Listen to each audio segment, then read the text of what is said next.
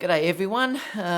Different broadcast today because I usually do it the day before, but I had a wedding to do yesterday. It was the first one of the season here. We're just coming out of winter, so my wedding season had just started yesterday. So I couldn't do my usual live Sony News and Rumours and also to show a shoot. So I thought I'd do that for you today, so at least then I haven't missed this week. I missed the week before as well because I was actually at VidCon as well. So that's 2 weekends where I've been busy and I couldn't get online. So I thought I'd actually do one for you today. I'm going to show you a number of things today, which is going to be my news and obviously latest news and rumours. We'll go through a few of those articles. And then I'm actually going to also, well, we'll talk about new gear. I also want to show you the shoot that I actually did yesterday, the wedding shoot. I've just got a few images that I thought that I'd show you because it's all unedited yet, and as the bride hasn't seen them, I don't want to show too much, but I thought I'd just go through a few little things with you and talk about how the cameras went again, and we can all go through that together. So let's start out by, I just want to go through, before we do anything, new gear, because I thought we'd just talk about, let me know if you've got any new gear, because I'd love to know in the chat. Now, if you have any questions, Mr. Pitchers is here from New York. We've got Vic here from Canada. I think the Zeiss, or 68 is from Georgia. Rob's here as well from the West Coast. We've got Stuart here, Richard's here, Per's here from Sweden. Stuart's from Florida, Rob's here from California, and Vic is here as well. So we've got stacks here. So please say hi, guys, if you can, and give us a thumbs up because we'll get more people involved. Obviously, in the chat, ask any questions, and I'm going to give a question time at the end, so we'll go back to that at the end, and we'll pull that all up so you can see it as we're actually talking. So if you have any questions, please leave them in the chat. But I did want to ask you if any of you have got any new gear, and I'm just going to show you what I've bought. If you've seen a couple of videos just recently that I've posted, you'll know what I've got. But put in there new gear if you have got anything new, because I'd love to see if you've got anything new or if you're planning on getting anything new. David's just come in from Boston as well. So yeah, let me know if you have any new gear. Let me just quit this bit so that I can see. I just wanted to show you the two things that I've just got. Now, this isn't Sony related, but there is going to be something Sony related with Voitlander I'm going to discuss with you. I just bought this for my GH5 and I absolutely adore it. It's gorgeous. The focusing on this is just incredible. It's got a 0.95 aperture. This is the 10mm, so it's quite wide. But Sony have just released there's a rumour that Voitlander are going to release a new lens that I'll discuss with you shortly for the Sony system, and I may get that. But yeah, it's stunning, just built like a tank. This will last me probably for my lifetime. Beautiful lens. The other thing that I've got too was this crane, which is the Foshi Cam. I'll show you the name, if it'll focus. It's focusing on my face. This is a fantastic little gimbal. It's actually quite small. It doesn't look it from here, but let me come back a bit. The thing that I love about this gimbal is that this 45 degrees down the back here lets you see the actual screen. It's a bit of a game changer because all the other gimbals I've had have this above the screen, so you can't see the actual screen itself. That's one of the problems with the crane. Even the new Crane V2, it has this follow focus feature for Canon cameras, but you're not going to be able to see the screen to be doing that, and it's a real issue. Whereas this gives you full access to the screen. And I've been using it over the last few days, and I just love it. It can charge the camera as well, and you also have a cable where you can control the recording function to turn on and off. So this is just fantastic, and it's really light, like much lighter than what my KMTV gimbal was. But I do love this 45 degrees bit at the back. It has all the modes that you get with your normal gimbals. It's got the inverted mode, everything else, it's all toolless. Great little gimbal, and I'm really, really happy with it. It's from, I think they've only just been released. They've only got this one and another gimbal I've noticed. I had an initial issue with a smaller lens, but I contacted the owner of the business actually, and he sent me back some PID settings that you can change, and it works great now. But yeah, it's just fantastic. I just love it. So you'll see that in the coming videos over the coming weeks. So they're the things as well that I've got. Let me just check and see what anyone else has got. Let me just bring up this thing thing so we can check what people are saying. So we've got, let's see. Per said he's added the A6500 and the Sigma 31.4, and a great combo. I mean, fantastic. I haven't used that 31.4. I've tended to stick to just native lenses with my Sony cameras, but I hear nothing but good reports about that 31.4 lens. Yeah, let me know if you're happy with that, Per, but I mean, I should try and get one day to try and review it, because I get that many people ask me about how that lens performs. I'm shooting now on the A6500, but I've got the 24 1.8 on this lens, so that's the lens you're looking at me videoing now. I adore that 24 1.8 lens. The thing for me is, and the reason why I've gone for the 24, is that I love the 35mm focal length, and that 24 gives me that 35 focal length on my A6500 and the A6300. So that's the reason why I went for the 24 1.8. But yeah, I hear nothing but good reports about that 32. We've got, what else? David just said, just bought the Sony 35 1.4. Oh, I love that lens. And I'm going to show you that lens in the wedding that I just did a second ago, because I've actually used that yesterday. I adore that lens, and that's one of my most used lenses. Remember, the 35mm is my favourite focal length with the 85, and I use the Batis for that. But that Sony 35 is terrific. And I even like this Sony 2.8. This one, this lens as well is really, really good. It's a bit battered, but I don't really look after my gear much. But this is incredibly sharp.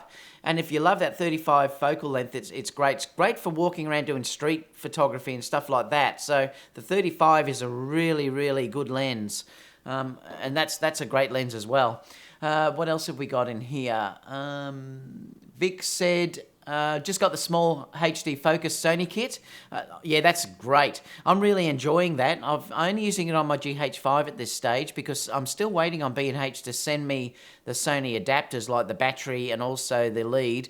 And I've got a sunshade or a sun visor that I'm buying as well. But it's... the small HD focus is fantastic using with these smaller cameras, and I can't wait to use it with my A6500, because then I can turn the screen more to me if I'm doing a bit more vlogging type stuff. But the focusing aids in that are much more accurate than what you have on the Sony system to focus with if you're dealing with manual focus. The focus peaking is much better, plus the exposure controls are great on that small HD focus. Yeah, I love that, Rob, it's great. Vic said, New Gear Sony 85 1.8 lens, and I've said to people that I recommend that's the lens you get. It's basically the Batis without the weather sealing and also the stabilization. So for the price that you're paying for that 1.8 85, it's an incredibly cheap lens, super sharp. And I think that's probably probably one of the best bargain Sony lenses out there at the moment. So that's a good buy, Vic. Richard said he got a Godox. Oh, Godox have just released a new trigger similar to the Pro Photo trigger. Yeah, I noticed that the other day. I thought, but interesting, if you're in the Godox system, it might be a great trigger to actually use. I saw Richard Oliver, it's supposed to be $70 for it. Oh, is that the Godox trigger?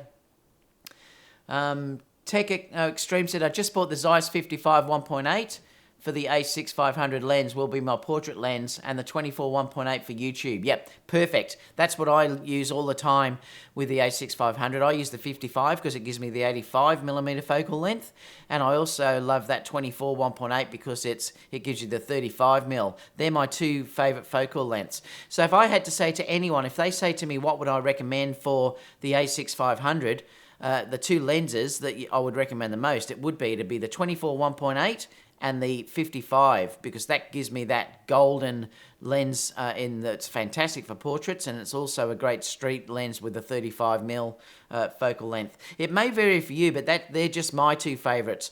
On full frame, I like the 35 1.4 and also the 85 Batis, so it's still the same focal length that I'm talking about with the Sony 24 and the 55.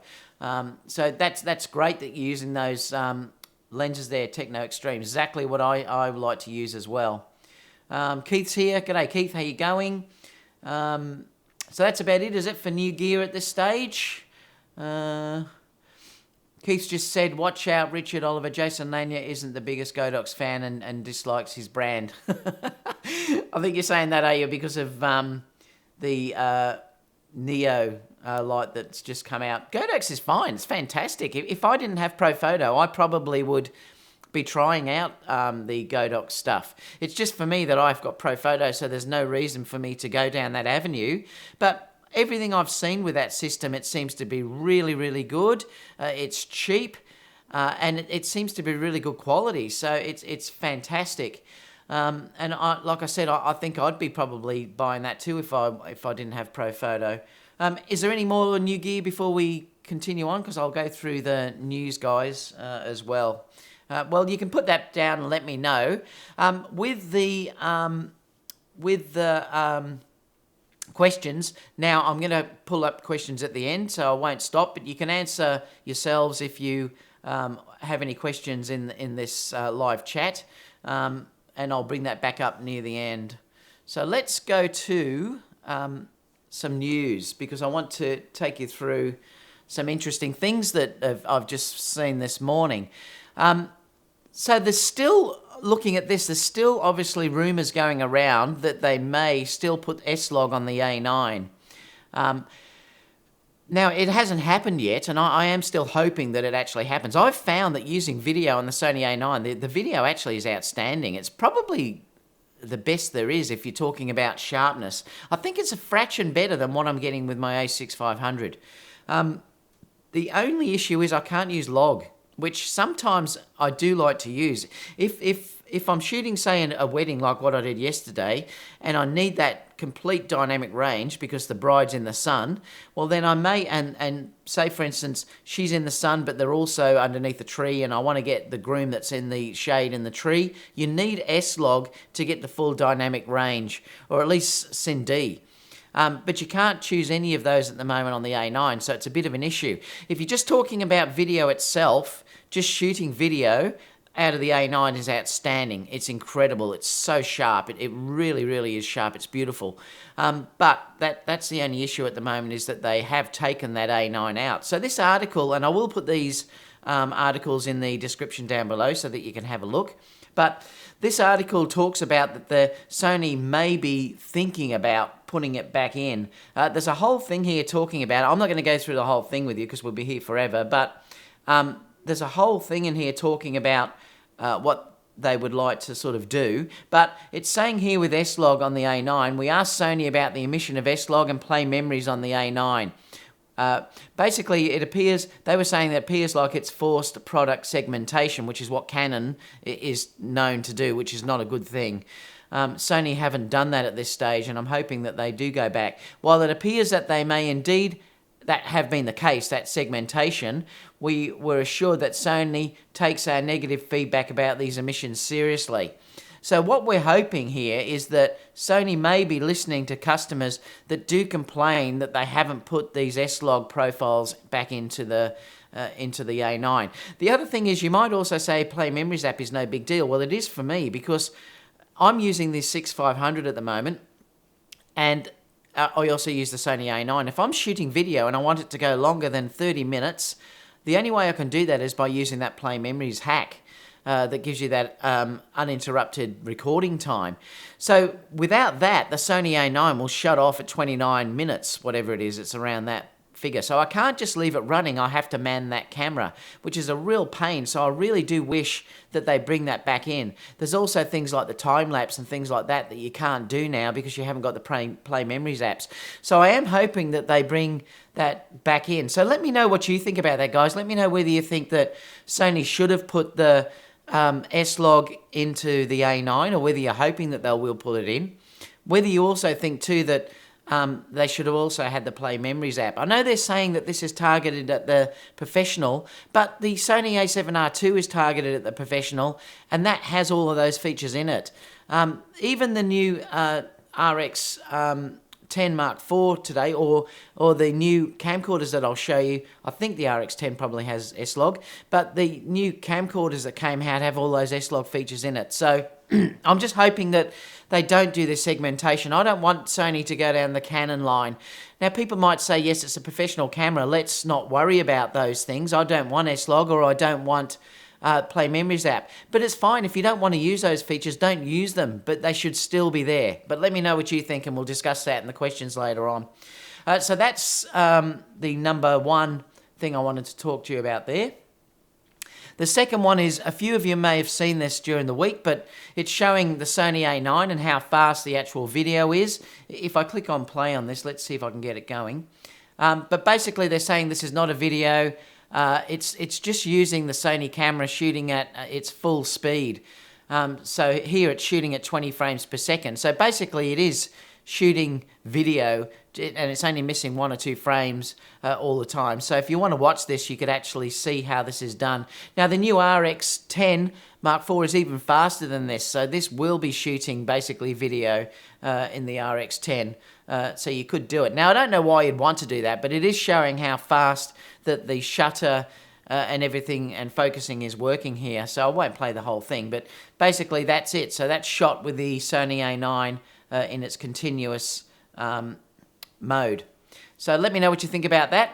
Again, I'll put this down in the description down below so you can talk to me about that.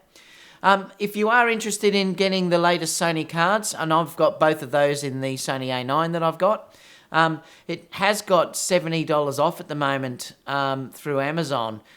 So that's a great buy at the moment, and I'll stick that down in the comment box down below if you like. Appreciate it if you did get it from my affiliate links down below. At least I get something back for that. But I've got 2 of these, and they're great cards in the Sony A9, but they are a little bit cheaper at the moment. So if you are thinking about getting those cards, it's a good time to buy them. I paid full price when I bought mine. Excuse me. Sony RX10. A few people have been slamming this, but I actually think it's not that bad. I mean, look, it's probably not something that I'm going to buy, but as an overall takeaway camera, if I didn't have the A6 500 to take away, this could be a great travel for camera, because basically it's got everything built in. It's got a amazing zoom. If you're talking about, I think it went up to 600mm lens. It's a 20 megapixel sensor. It's got the front end bus. It's got a 2.4 to, I think it's to f4 zoom lens, and it's the 2460 35mm equivalent lens on that as well. It's got a touch screen. It'll also do 4K. There's no 4K 60p though, but it will do up to 960 frames per second for slow motion. Now, I don't know how good that is in its slow motion, but boy, that's incredible. So, you know, what if you went probably down to 240 or something, the quality may be very, very good in this camera for getting slow motion. And it's got 24 frames per second continuous shooting. And it's got built-in Wi-Fi and Bluetooth. So it's a little bit faster even than the A9 in its continuous shooting. So this basically is shooting video. If you hold that down, it is shooting video, and you could make a video out of it. But I mean, let's see how this is when it's released and the reviews on it. It's not a massive upgrade from what the previous camera had, but again, I think in the market that this is sort of playing at, it's actually a really good camera if you wanted to have a camera as a takeaway camera on a trip without having to take lenses and everything else. I mean, running at 600mm in these cameras is incredible. You know, it's great, and it's also reasonably wide as well. So, yeah, if you didn't want to take anything else, I think it might be a good camera. So let's not just bag Sony for what they've released. At least they're still releasing things. I was hoping, too, that it was going to be the A7 III that they were going to release. But again, at least they're still releasing stuff. And again, leave some questions down there, and we'll have a chat about that too shortly. Sony have also just announced 3 new camcorders, and it's got fairly good points there, 273 phase detection points. So the focusing probably is going to be pretty good on these cameras. It's not something that I would buy, but it is interesting when you look at that they're still innovating these cameras as well. Now, one thing that is interesting though, it has got the HDL, which is a hybrid gamma log.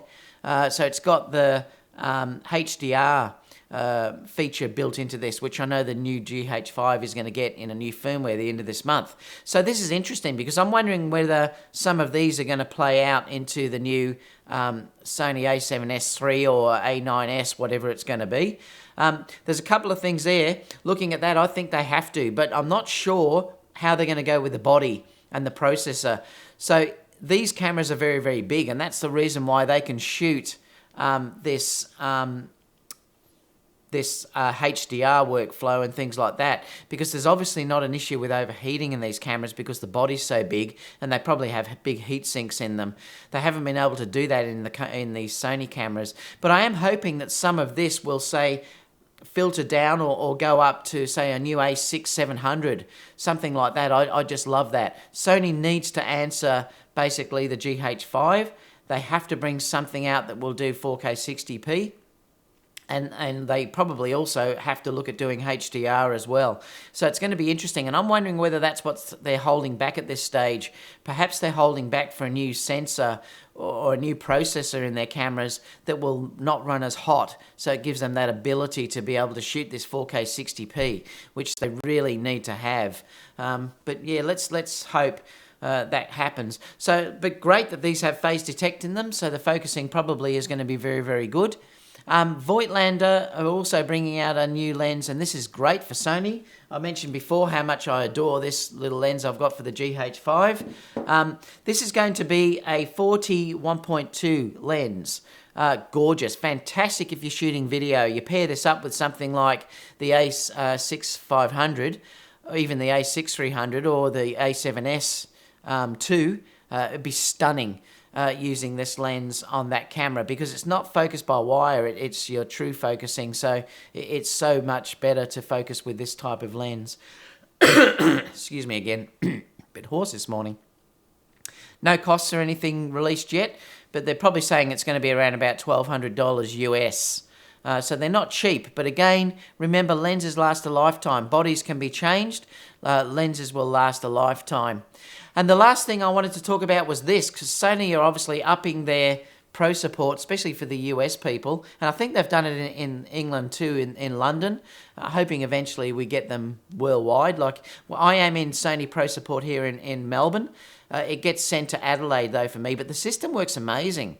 I just contact them, they come and pick it up that day, usually within a couple of hours, and then it's sent to Adelaide, which is another city, and then it usually comes back to me within that week.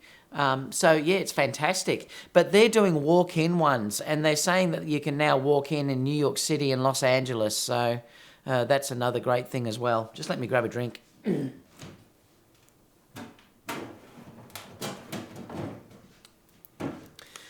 So that's obviously at this stage. I'm pretty sure they have one in the UK. So you can let me know in the comments down below whether you know that's the case. But I think they've got that there now as well.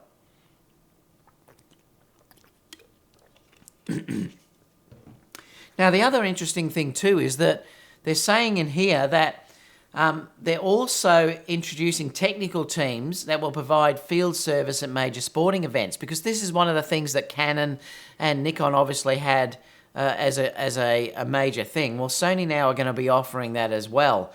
So if say for instance you were at the US Open tennis or something like that, they're going to have people there that can actually lend out gear, stuff like that, and fix things on the spot if there's issues like that. So that's a great service, and clearly they need to do that if they want to promote, say, the Sony A9 as being a true sports camera. So that's another great feature as well that is Sony are innovating. So you can't say any longer that they're not doing things. When people say there's no pro service support, well, that's not true. Sony are building up their system. Remember, it's all new. For what they've done in the time that they've been around, is actually pretty amazing. You know, if you think probably in 5 years where they're going to be, it's going to be so much better, and we just have to wait. And that includes things like lenses, where people say there's just no lenses. Well, guys, it will come. But Sony clearly are listening to their customers, and they are trying to act and do things. Now, it may take time, yes, but at least they are doing some things. All right, so that's that. Let's go to the recent shoot, because I want to show you this shoot that I did yesterday. Let me just go to rated.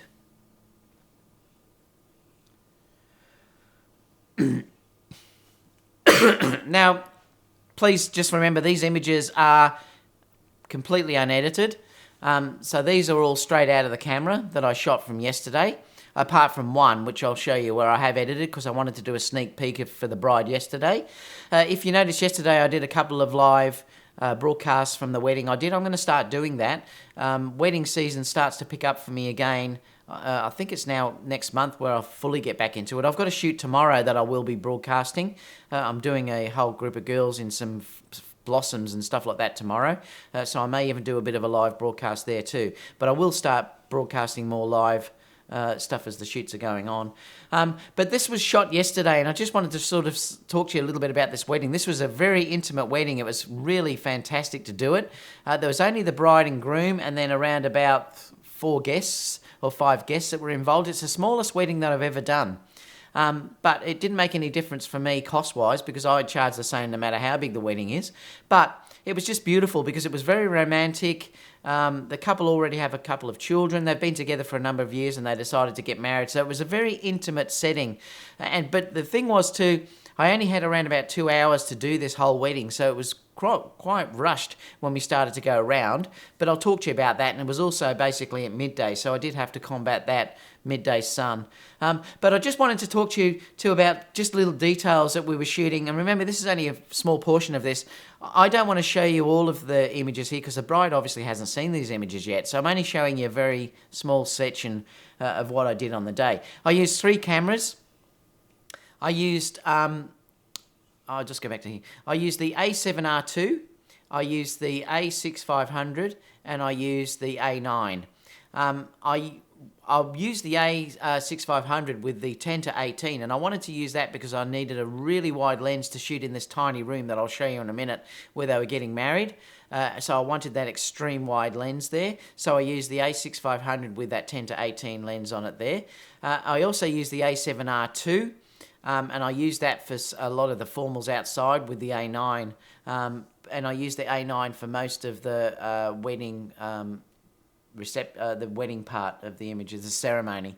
So let me just come back and show you a couple of these images. So I'm just talking about details, so just give you an idea about the room. This was the actual room that they were getting married in. Again, these haven't been edited yet at all. They're just all straight out of the camera.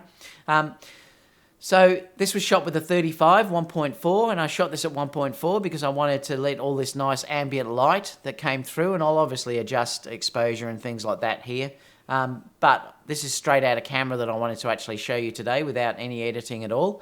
I didn't really want to use a flash on these images because I didn't want to spoil that ambient light that was all in these beautiful old rooms. So it's basically just as it is.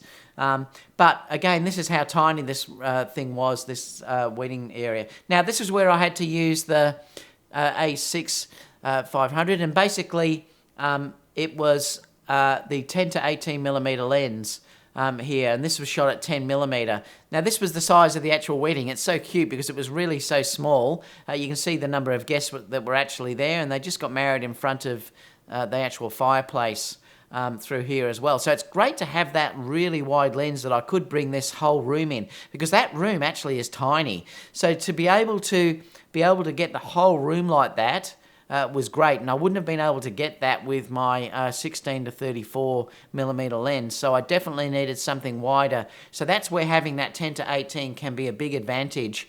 If you hadn't got that, you would need a wider prime than what I had for the full frame camera. Just some details too. I always like to just capture some details. I wanted to try and put this on the windowsill because I did want some natural light coming in onto the flowers. So you can sort of see there how that's happening, and you can also see the different ambient temperature in the foreground here. You can see there's a bit of the warmth light coming in from the room as against the clean window light. Now, I don't mind that actually in this image, so I actually think it looks really quite pretty. Again, in the next one you sort of look at, I just sort of did it backlit. This is all shot with the A7R2. Again, it's just backlit as well, just to get the lovely flowers sort of coming through. And then I wanted to try the actual A9 using it in back focus. Now, this is an area where this would have struggled if I had to use something like the A7R2 or the A9, because this was so heavily backlit, and I had to do this very, very quickly. This was with the Zeiss Batis, and basically it was at f1.8 and ISO 100, and it was 1/25th of a second. I don't like to go under about 1/25th of a second because you get a little bit of blur often if you do that. So I like to keep that shutter speed at that.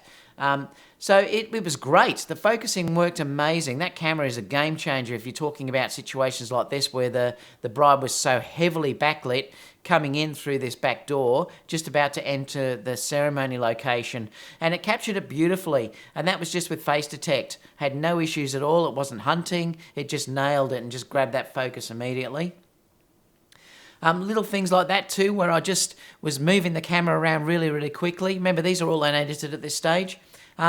Really, really quickly, just grabbing things around, and no matter what I pointed the camera at, it nailed focus straight away. Really, really good.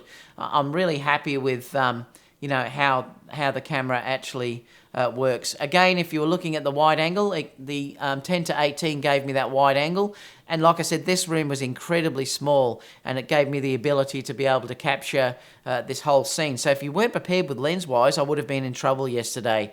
So it was a really, really good thing. What else have we got? We've got just some details here. I just wanted to show how the A9 captured the rings through here. Now, I did actually focus dead on the area through there, if that builds up. It's you know, it's lovely, and this was with the 85mm Batis as well. I do always like to do that, where the couple are holding their hands together, and you can see the rings with the wedding certificate coming through there as well. It's great. Focus was impeccable. Please do, guys, if you can, if you're watching, please give me a thumbs up too. I'd love more people to be able to see the video. It just helps share the video to get around. So if you can, I'd love you to give me a thumbs up. When we moved outside, I had to consider the sun, because this was at midday. So these were actually overpowering a lot of the sun. Now, I did put them into a little bit of shade here, but I did now have to use off-camera flash.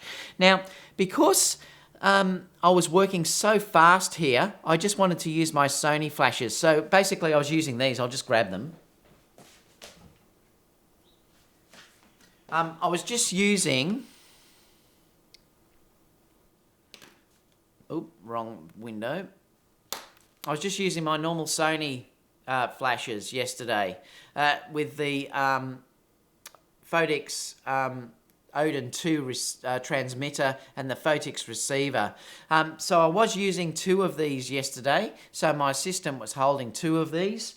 And basically I was just using that on both of my cameras. Now I was using the A7R2 and the A9, and I just swapped the receiver over. I have got the older receiver, which is this one, which I could also use and have that on both cameras if I wanted to. This receiver is just a bit more modern looking in the way that it actually works.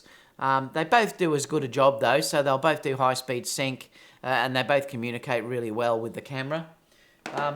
So yeah, so I thought that I'd have to overpower the sun a fair bit. Now remember, these are unedited, so don't take that side of it. They've had no corrections done at this stage. So I just wanted to show you how the whole system worked. So that's basically, and I love moments like this. I love it when I ask them to do this, is just to basically walk and look at each other, because I think it's so much more attractive than just staring at the camera all the time.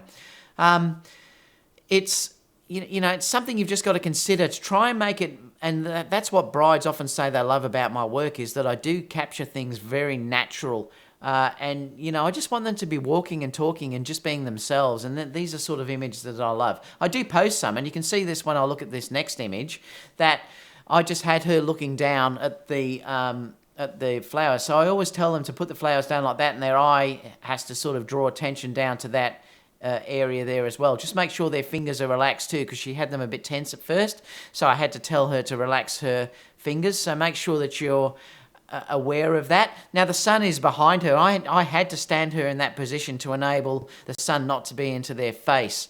And that's what I wanted, because I always hate it if they're squinting into the sun. Sometimes you can't avoid it, but if you can, try and force it more that way, where the sun is coming back. You can see where it's hitting her through here, and on the side there, you can sort of see where the sun's rimming at the back.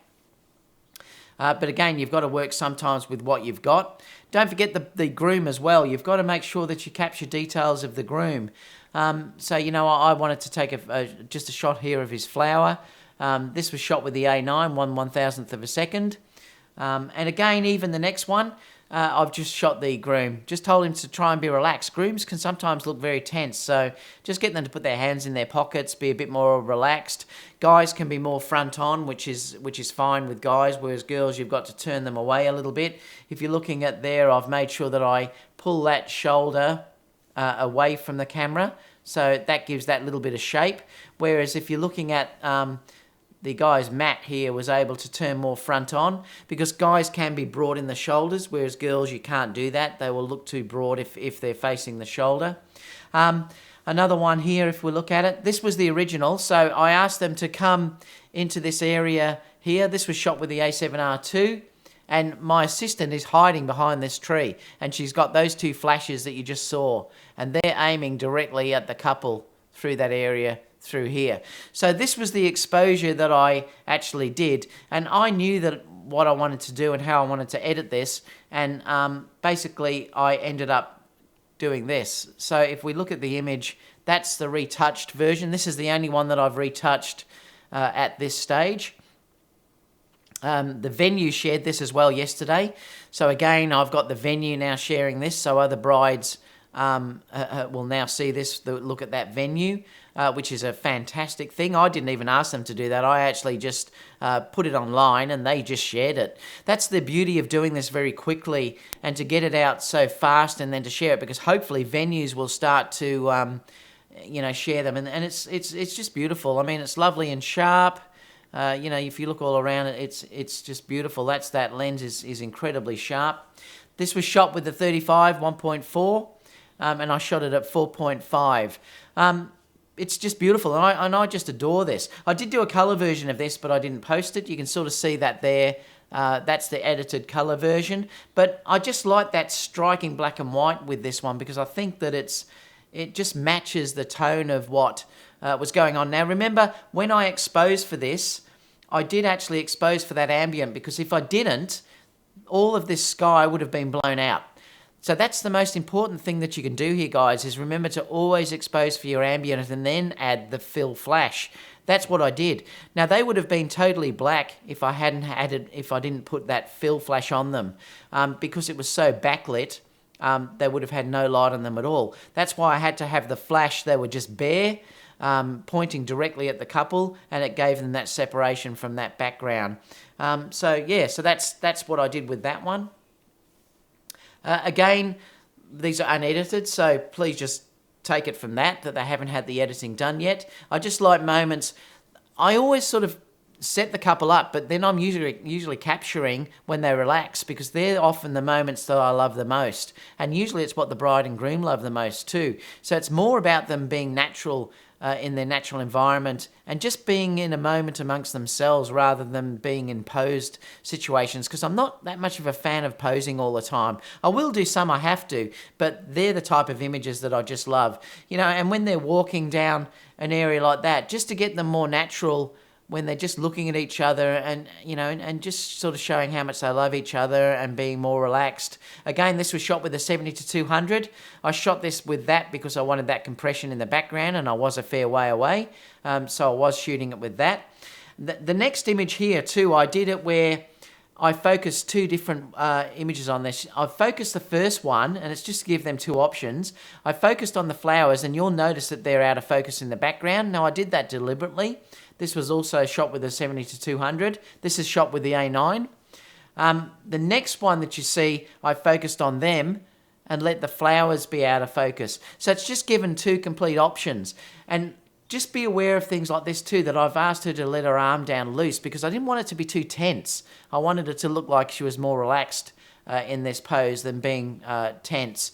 Again, with the next one, I've asked her to lean against the wall, and it's really important if you do this with a bride or any female to have her just lean on the corner there and then to form that arc, so to push these hips away. That gives them that beautiful shape in their body, so it's really important to make sure they do that. And if you'll notice, I've asked her to bend her knee. You can see her knee bent there.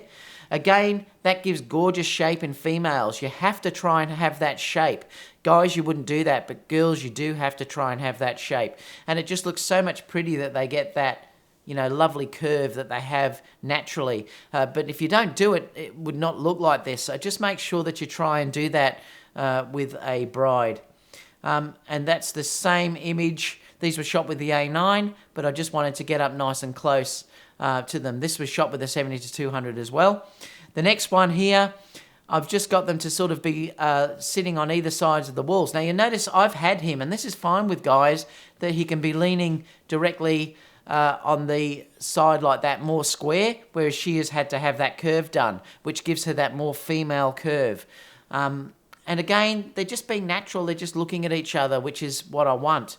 And the next one, I've then asked him to move over, to put his arm a little bit behind her. And I did ask her to just grab him gently up here. It adds that connection, you know, and they're both touching through here, which also gives that connection. So they're things that you've got to try and look at when you're posing a bride and groom, is to have that connection there and to try and make it a little bit more natural. Again, with the flowers, just decided to do them on a rock. I just like doing natural photos of things like this, just natural details. An image here where they're walking just with the house in the background. That would have to be cropped a little bit. You can see where cropping I've done. Oops, too far. So they're just walking with that house in the background, and again the off-camera flash is just sitting through here, just off camera, pointing directly at them to light them up. Otherwise they'd be completely black. Again, I've exposed for the ambient, so I've kept the ambient there, and this way you get them separated from the ambient as well. Another shot that I wanted to show you was the high-speed sync. This shot had to be done with high-speed sync because they were in full sun. And this, remember, that we're talking about midday here, and I had no option here. They wanted to get a shot with the lake in the background. So if you look at it, you can tell how harsh the lighting is here, because look at their shadow down the bottom. It's incredibly sharp. So I really had to overpower the sun here. Now I'm at 1/8,000th of a second, and I'm on f3.2, and I'm using the 35 1.8 here. Now I've had to have the flashes basically on full power, and they're just off the camera right over here, or camera left I should say, and they're giving them that kick against that background. So again, what I did here was I exposed for that ambient light so I could see that, and then I've added fill in. If I didn't have flash here with high-speed sync, I would have had to basically, they would have been in complete darkness. This is one where you have to use high-powered flashes. This is somewhere where, for instance, you couldn't use a roto light or a ice light for this type of scenario, because you really do need a powerful flash to overpower that sun. I then wanted to try one which was different, because this next one, I've used the 70-200, and I've used it at 108mm, so I wanted that background taken out. But I haven't worried so much this time about overpowering the sun, because the sun went behind clouds. So I just let the ambient light come in and just used a little bit of fill flash just to light them up a little bit. But it's that beautiful soft moment. And second last one, or near the last one, just again, this is showing how I love to capture them walking in the moment, just looking at each other. Again, I really love these type of moments. And this was just a golf cart, so I just wanted to show this as well. And the last one was just a detail of the cake, so I just wanted to give you an idea of that. So, hope you enjoyed looking at that. So they're the ones from yesterday, yeah, so I'm not hiding anything. They're basically as straight as they came out the camera, so you'll sort of see how they look coming out of the camera. They obviously have to have editing. You can see where they're going to go when I showed you that one edited one. So let's go to questions, because I want to sort of bring up any questions that you guys have had. So I'm going to come back. Let me just close that.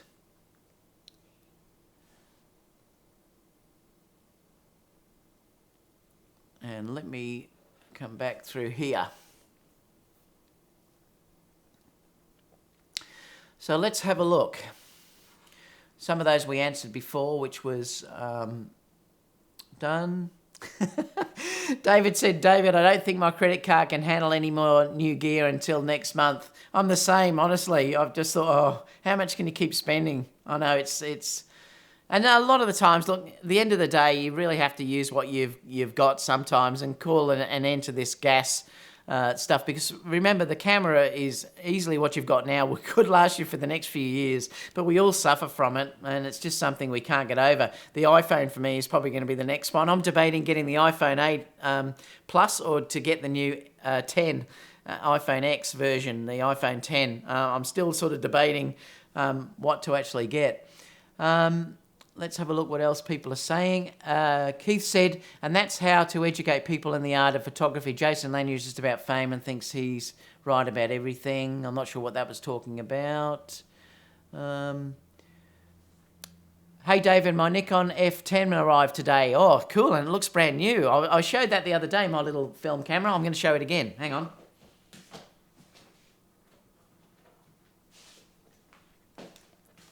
This is my little beauty. That I have, little Pentax. I think what is it? It's the K1000 little film camera. Love it. And it's got the, what's the lens on there? It was the Ricoh, I think it is. Let me see if I can get it for you guys.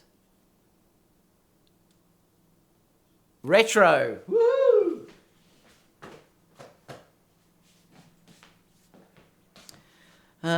So let's go back and see what else we've got here.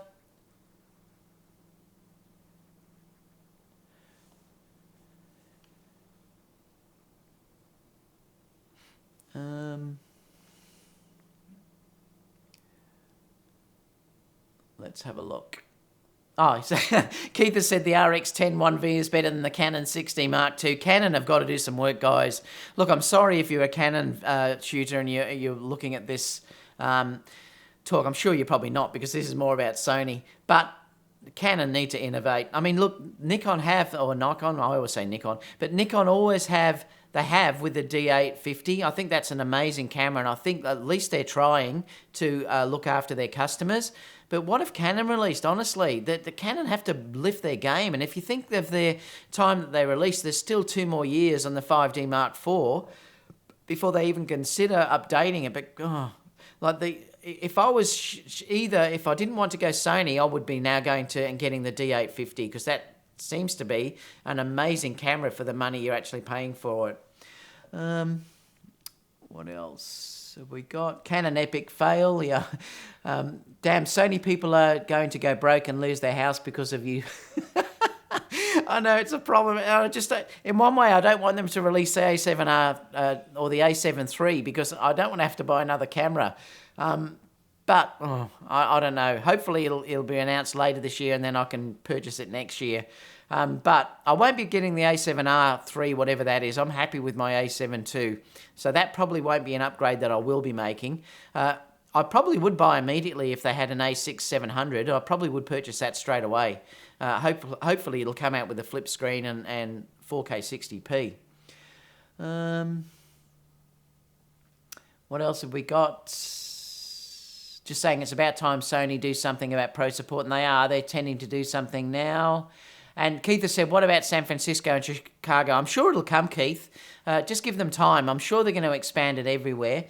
Stuart said, David, I just checked for the Sony 128 SDX card, and it was $229.97 with Amazon US. Oh, well, that's interesting. That was on that Sony Rumours. Perhaps they've changed it again. I got that from the other day, so perhaps it has gone back. Perhaps that was just a short thing that they had. Oh, well, that's a bummer. So it's probably not available anymore. That's a pity. Keith said, Bailey, they need to be considering Fuji is changing full-frame pics for APS-C cameras. Oh, that's just something that's going on in the comments. I'm not sure what that means. But I like Fuji too, you know. I think if I hadn't gone Sony, I probably would have gone Fuji. Fuji is my Sony and Sony is my Nikon. That's just talking about stuff in the chat. What else is here? I know Keith said, how small is that cute wedding? And you know what? I loved it. I said to my assistant yesterday that's really romantic, and it was. She got quite emotional, the bride, and it was interesting that she was quite frightened and emotional when it was so few people there, but it was really quite beautiful, and they were just great. The bride and groom were just fantastic to work with. You know, we got around very quick because we used go-karts, those carts, golf carts, to get around the whole area, so we could get around very quickly. But it was just a lovely, intimate setting. So Keith has said, my main laptop was stolen and I purchased a second-hand computer, is super slow and the screen died, so I'm trying to get donations for a used laptop. Oh, it's terrible, Keith. What else have we got? Keith said, David Johnson, a guy is selling me his Alienware. Oh, okay, that's just talking about the laptop. We won't go through that. Keith said, Susie's lonely back there. They're not lonely, Susie, are you?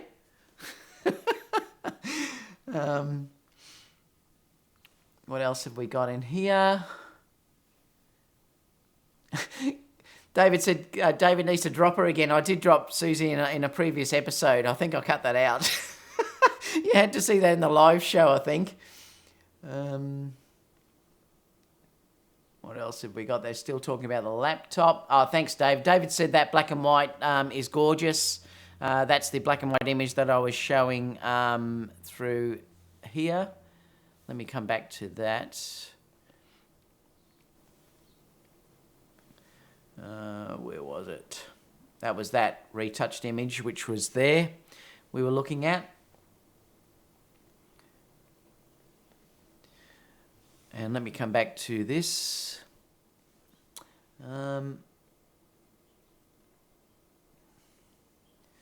Richard said it's amazing as well. Thank you, Richard. Keith said, nice photos, David, and we can't wait to see the finished photos. Mike said, my goodness, David, how many assistants did you need to stage those beautiful trees in that background?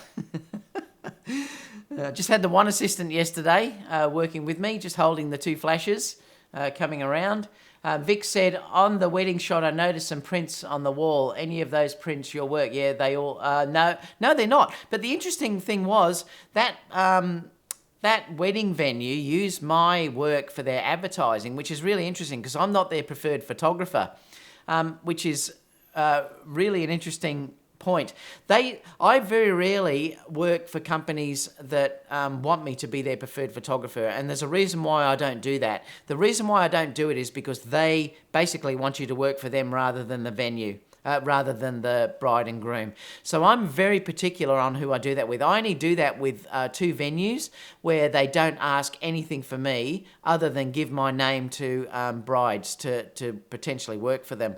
The problem with some of these venues is that if you are their preferred photographer, basically you have to do what they ask you to do rather than what the bride and groom do. So no, I don't. But the interesting thing was they actually use my work. And they asked me, and I said yes, because the more my work gets shared around, the better. They used my work for their promotional material, and they also used it for a massive... They printed out a billboard which was probably 40 feet by 50 feet wide in one of the major shopping centres here in Australia. They blew that up to promote their venue, and that was my work that was actually promoted there. It was also put it on a big billboard that when they drove into...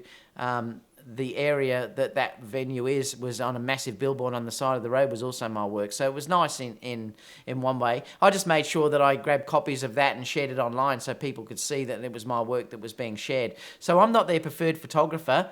But I noticed yesterday, the funny thing was, yesterday someone immediately came up to me and asked me for my business card straight away to get another wedding. So it's amazing how that can happen. But yeah, I'm not their preferred photographer. So no, it's not my work up on their walls. Their work up on their walls would be their preferred photographer.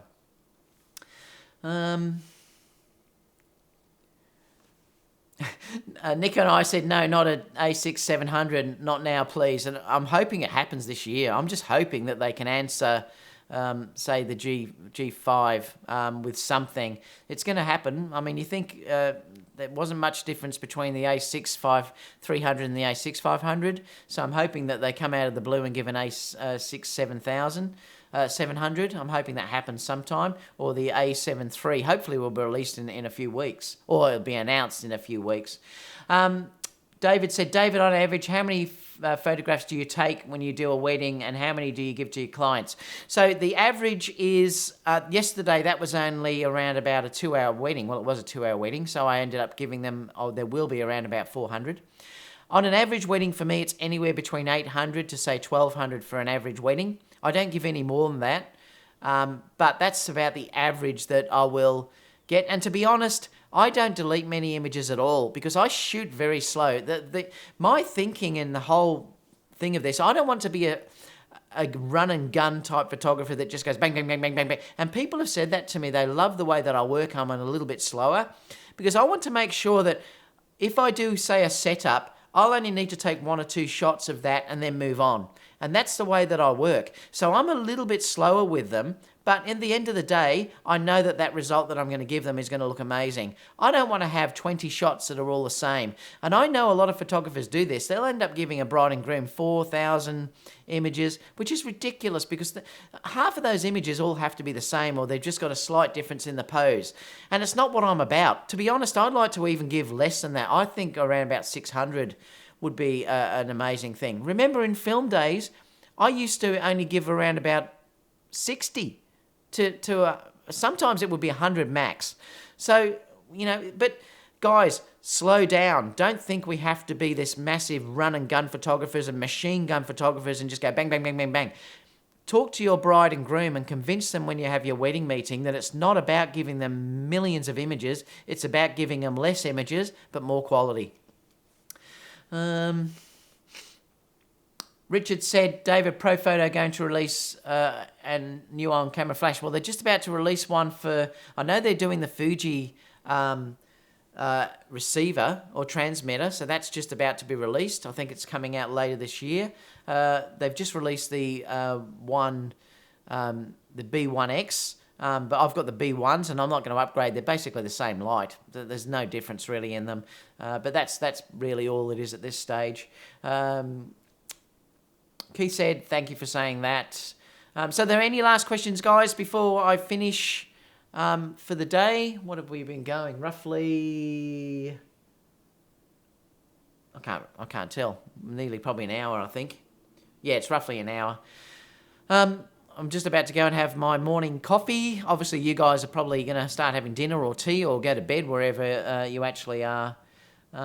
So tomorrow I'm doing another shoot. Like I said, I've got a whole stack of girls. I'm going to go and do I'm going to be doing a spring shoot where I'm shooting amongst, well, I'm hoping there's flowers out, amongst sort of some nice flowers, blossoms in the trees, and we may even go and do some canola work amongst the fields where it's the canola fields here as well, which is beautiful yellow fields. So I'll probably broadcast a little bit of that live tomorrow as I'm doing some, and then I'll obviously film this so that I'll show you these shots being done live, and you can see the results that we're getting from them as well. But yeah, apart from that, and I'll be doing some more of my setting up your wedding and photography photo business. That'll be coming back online over the coming days, and lots of other things.